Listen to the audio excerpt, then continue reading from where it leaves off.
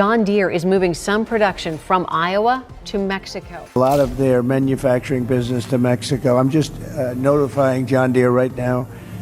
If you do that, we're putting a 200% tariff on everything that you want to sell into the United States. You won't believe what just happened in the latest episode of Trump's trade war saga. Breaking news: Trump furious with John Deere. The iconic American manufacturer is moving all machine production to Mexico.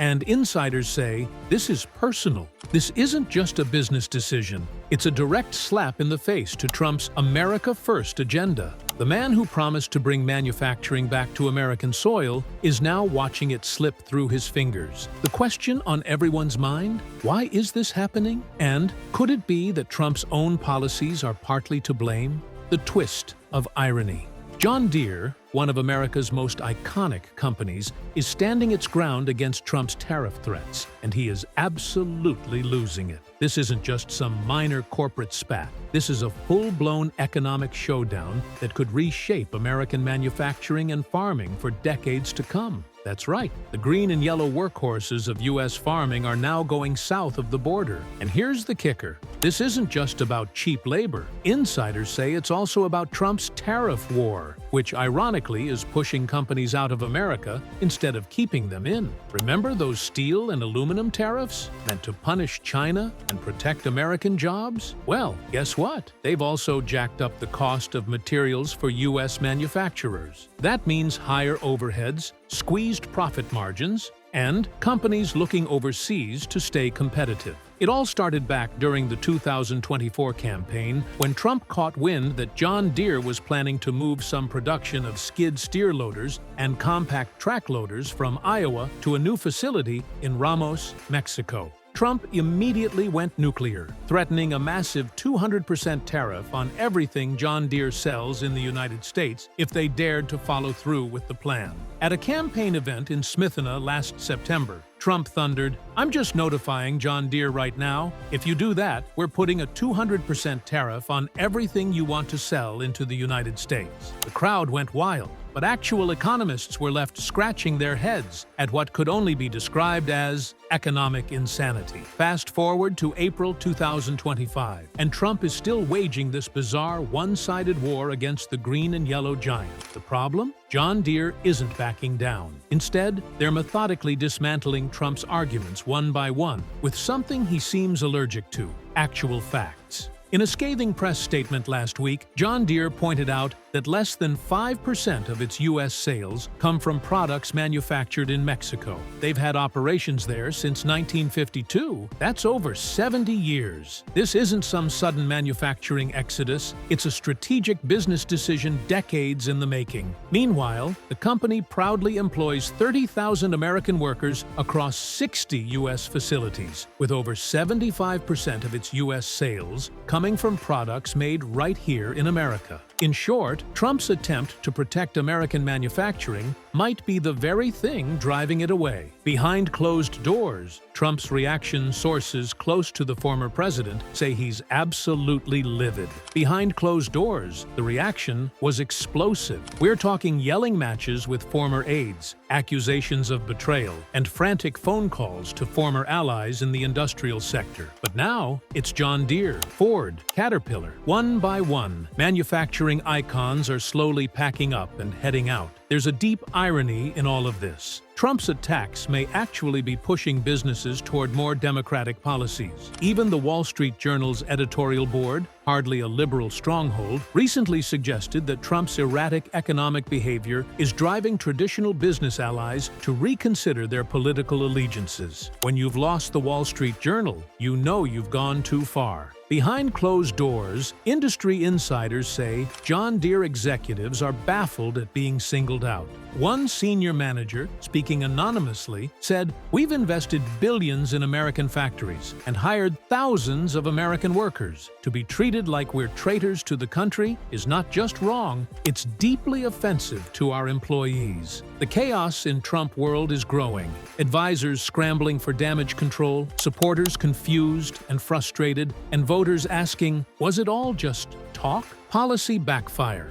Let's talk policy. Tariffs were supposed to level the playing field, to stop China from flooding the U.S. with cheap goods. But what they also did was raise production costs here at home. Small to mid-sized manufacturers, crushed larger corporations, they have options, like Mexico, where labor is cheaper and trade regulations are more favorable. The potential economic fallout of Trump's vendetta could be catastrophic. Christine McDaniel of George Mason University didn't mince words. A 200% tariff would make John Deere less competitive globally, leading to fewer sales, reduced revenue, and ultimately, job losses. That's right, Trump's so-called job-saving tariff would actually destroy American jobs. Iowa State economist Peter Orazem broke it down further, explaining that such tariffs would dramatically raise costs for both parts and finished products, ultimately hitting the very consumers Trump claims to be protecting. For American farmers, already operating with razor-thin profit margins, a 20 to 30% price hike on essential equipment could mean the difference between survival and bankruptcy. Perhaps the most fascinating element of this unfolding debacle is how it's exposing cracks in Trump's rural support base. Farmers who have long backed Trump are now caught in an impossible position. On social media, the divide is stark. One Trump supporter tweeted, "President Trump is standing up for American workers. John Deere needs to get with the program or get out." But a farmer from Iowa fired back, "My family has used Deere equipment for generations. Making their tractors 200% more expensive doesn't help me. It ruins me." That sentiment was echoed in a viral post that simply read, "Farmers went with John Deere." A subtle but devastating acknowledgement that, when forced to choose between their president and the equipment they rely on, many farmers are siding with the brand that keeps their operations running. So, instead of bolstering American factories, these policies are backfiring, fueling a second wave of outsourcing. Only this time, it's not about trade deals. It's about survival. A bigger pattern? Is this a John Deere problem or something bigger? Let's look at the facts. Ford is moving electric vehicle production to Mexico. Caterpillar is shifting operations out of Illinois. And now, John Deere joins the list. This isn't a one-off. It's a trend, a slow-motion shift that could redefine America's manufacturing identity for the next generation. When fact-checked, Donald Trump did what he often does, double down. At a rally in Wisconsin over the weekend, he bizarrely claimed credit for stopping John Deere's expansion into Mexico, insisting that his tariff threats had worked. The company immediately pushed back, calling Trump's assertion entirely fictional, publicly embarrassing the former president with a blunt rejection of his alternative version of reality. What Trump either doesn't understand, or, more likely, doesn't care about, is that his proposed 200% tariff would violate his own signature trade deal, the USMCA, which he personally signed into law in 2020. That agreement explicitly guarantees duty-free access for North American manufactured goods, including farm equipment. In essence, Trump is now threatening to dismantle his own trade agreement in a bid to score political points. The markets have taken notice too. Each time Trump issues one of his threats, John Deere's stock dips temporarily before recovering, as investors recognize the legal and logistical impossibility of imposing such outlandish tariffs. Still, the uncertainty has created unnecessary volatility. Shares dropped 1.7% after Trump's initial remarks and have fluctuated wildly with each new tweet or rally soundbite. Economists are sounding the alarm. This isn't just about losing jobs, it's about losing leverage, national pride, economic independence, industrial strength. All of it is on the line. Expert voices weigh in. These policies were meant to insulate American industry, but what we're seeing is the opposite. When costs go up, businesses do what they must to survive, and that often means outsourcing. The human cost? Thousands of American workers, especially in rural towns, are left behind. Jobs that were supposed to come back to the U.S. are now vanishing entirely. The Peterson Institute for International Economics crunched the numbers, and their conclusion is damning. Trump's tariff plans would hurt U.S. consumers and manufacturers far more than any foreign competitor. For every job potentially saved by keeping production in the U.S., dozens more would be lost due to higher prices, reduced exports, and retaliatory tariffs from other countries. Ripple effects are already being felt across the agricultural equipment sector. Smaller American manufacturers that supply parts to John Deere are freezing hiring and scaling back investment plans amid the uncertainty.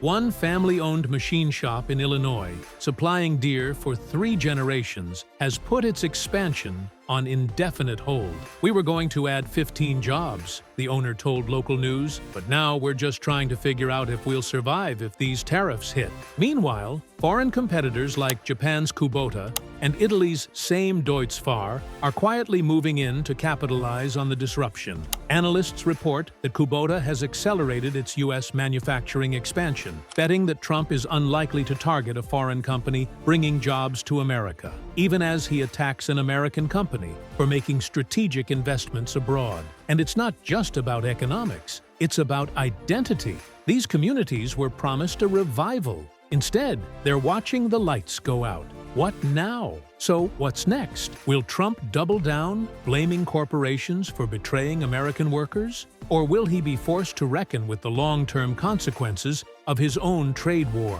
And for the American worker, what hope is there when even legacy brands like John Deere are abandoning the homeland? This isn't just about Trump. It's not just about John Deere. It's about the future of American industry. Are tariffs doing more harm than good? Did Trump's America First vision help or hurt? We want to hear from you. Drop your thoughts in the comments. Is this the cost of patriotism or the failure of poor policy? Don't forget to like, subscribe, and hit that bell so you never miss the real story behind the headlines. Until next time, stay sharp, stay informed, and remember, what's made in America might not stay in America.